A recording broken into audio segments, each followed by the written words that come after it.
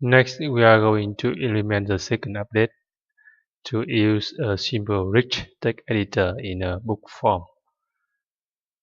And to use a rich text editor, we can use a free jQuery plugin which is called simple rich text.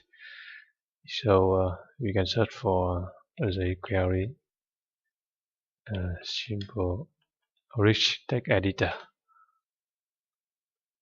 and here click on the result minimal rich text editor with jQuery and font awesome. Click here and download and follow the instruction here.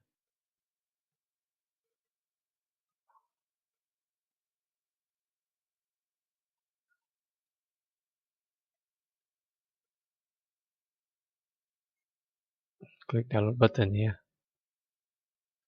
and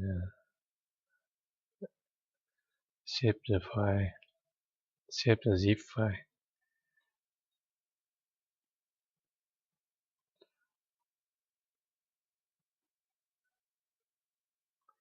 Start project, save.